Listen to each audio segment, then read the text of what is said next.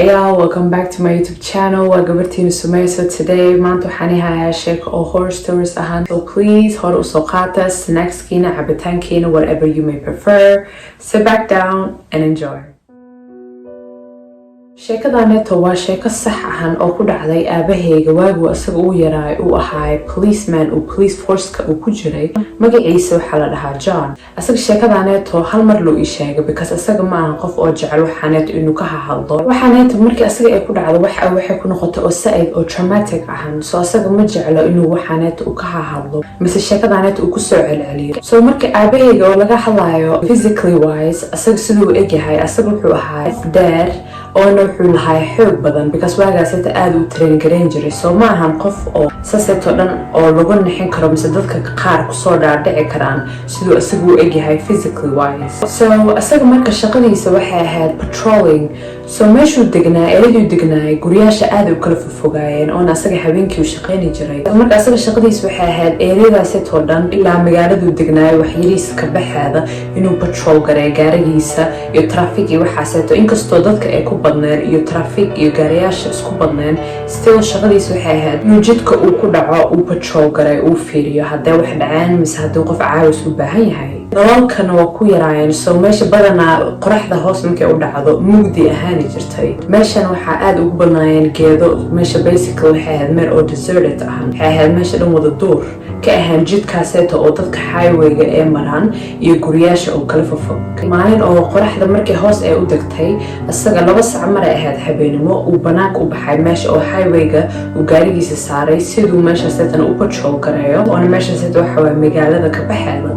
So marka gaariga markuu waday kooda hor wax kasta iska normal ay ahayd gaarigiisa wuu waday waxba uma jeedin sidoo u socday hal mar uu arkay gabar yariis oo cambuur cadaan oo wadato. So gaariga wax yariis waa ka fogaa asaga si fiican uma arkin laakiin wuxuu u jeeday qof oo jidka geeskiisa istaagsan oo laakiin dhinaca duurka xigo.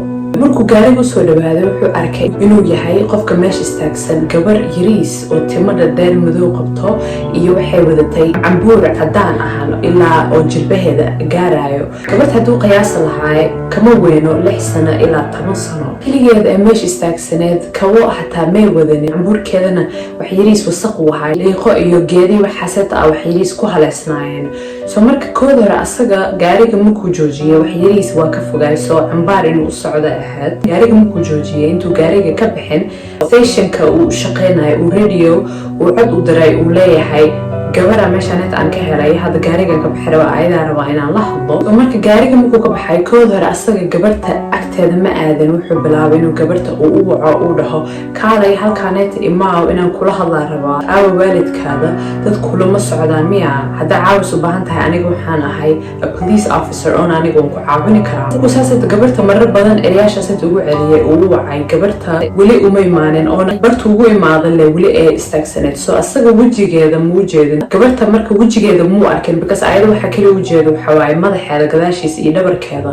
So marka gabarta hataa ma sheegi karin sida u eg tahay laakiin muu jeeda inay tahay caruur. Markuu arkay gabarta inay nuuxsanaynin iyo meesha istaagsan tahay ay ka baxaynin wuxuu bilaabay inuu ayada towards her ayada u socdo. Markuu 2 step qaatabo gabarta waxay bilaabday inay cararto. Wuu yaabay oona gabartan waa ka warwaray because gabar aad saaneed u yar oo duurka kaligeed habeen barkaaneed joogto wax sahlan ma ahan. So wuxuu bilaabay gabarta inuu ka daba ordo. Gabarta cambaaru John daw bursanayay laakiin si kasta uu isku dayo inuu gabarta uu qabto uu saaid u ordo markasto gabarta wax yariis way ka fogeed wuu u jeedaa gabarta inay hor ordays laakiin ma soo qaban karin qof athletic u ahaa. So marka wuxuu la yaabanay gabartaaneeto oo caruurta ahaan sida aniga iga orod badan kartaas gabarta sidoo ugu daba ordayay hal mar lay gabarta ay dhib dhaxday maskaxdiisa waxa ku soo dhacday aniga hada dhex bartamaha duurkan jooga oo gabartaaneeto way iga faqatay. So cambaar wax yariis direction ku ordayay uu bilaaway wax yariis 5 more minutes inuu sii socdo sidoo u fiiriyo. Markuu meesha imaaday dhex bartamaha duurka wuxuu ka helay meel oo dhan oo furan oo open ahaan oo geedo dhan ku yaalin gogaarkiisa oo dhan wada geedo ahaan laakiin dhex bartamaha meesha seeta uu helay geed dhan ku miyaalin oona dhex bartamaha meesha seeta waxa taalay jiraanjiro oo laakiin 4 xabo jiraanjirta ahaan oo meesha le dhex bartamaha ay taalay. Taaneeto wax kasta si fiican u arki karay because bisha full ahayd. So marka wax kasta si clearly u arki karay. Kooda hore wuu yaabay wuxuu dhahay gabarta kooda hore intay ka baxday because dhaqsadaas oo dhan gabarta saasoo dhan uguma fakani karin laakiin uu geesiisa dhan u fiiriyo eerada dhan ku saskaan garay gabar uma jeedo waxa kali uu jeedo waxa waaye jaraanjarayaasha set oo dhex bartamaha duurka wuu wareersanaay oona ma ogeen wuxuu suuban lahaa iyo wuxuu dhihi lahay marka asaga wuxuu la yaabanay gabartaneeta sida isku qarisay iyo sida asaga dhaqsadaas ugu fakatay because meesha uu joogo hataa meel isku qarin karo mise wax ku qarinayo gadaashiisa mari karta hataa ma jirto sidoo meesha sabta uu joogay uu geesihiis u fiirinay hal mar uu dareemay cabsi oo out of nowhere ka imaatay asaga dhan jirkiisa jarraca ka kacday oona ma ogo wuxuu la cabsanayay because waxba shanqar ma maqlin qof ma maqlin wuxuu arkayna ma lahan laakiin hal mar cabsi oo meel ka imaatay la ogeyn leh hal mar jirkiisa dhan asaga dhan wada qaaday wuxuu xasad uu dareemay geesihiisu hal mar quickly u fiiriyay and then wuxuu bilaabay inuu orod u soo ordo meeshuu gaarigiisa u dhigay siduu ordayay gaarigiisa wuu imaaday waxba asaga kuma dhaceen gaarigiisa markuu imaaday gaarigu kala wareejiyay meesha oo magaaladiisa u laabtay stationkiisa u laabtay wuxuu report gareeyay gabartuu arkay iyo asaga habeenkaas waxa ku dhacday dadka oo asaga meesha uu kala shaqeynay dad hadda cusub bilaaween ay ahayd eriyadaas weligood labada ma aadan soo ayaga wax badan ma ogeen laakiin statementkiisa ay qaadeen oona way qoreen maalmo kadib asagoo guriga jooga hal mar aan la soo wacay waxaa wacay nimanka chiefka asaga oo ka koreeyo la shaqeynayay marka waxay dhaheen habeenkaas adiga waxaad aragtay adiga keligaada ma ahaan oona dad badan oo waxaa jirto adiga waagaada hore positionka ka shaqeynaysa hadda xilliganeeto dadka shaqeyni jireen jirto oona ayaga hataa